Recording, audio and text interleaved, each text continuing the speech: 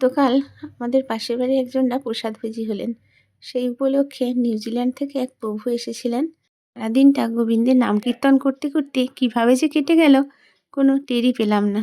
তো দেখুন একজন ছোট্ট মাতাজি সব কিছু আরতির রেডি করে নিচ্ছে। তারপরে শুরু হলো গুরু পূজা। গুরু পূজার পরে হলো নৃসিংহদেবের আরতি।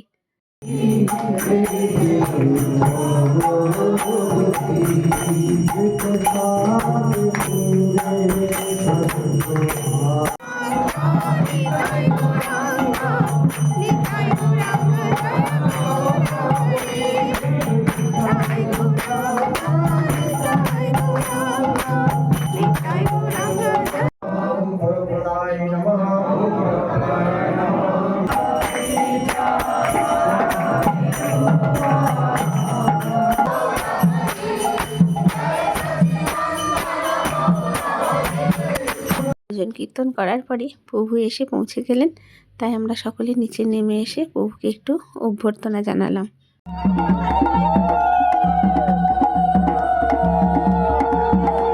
ওর সঙ্গে রাশিয়ার এক মাতাজি এসেছিলেন। তাকে আমি ফুলের মালা পরিয়ে কপালে চন্দন দিয়ে বরণ করে নিলাম। তারপরে সকলে মিলে মাতাজির বাড়িতে গিয়ে প্রভুর প্রবচন শুনলাম। হরে কৃষ্ণা।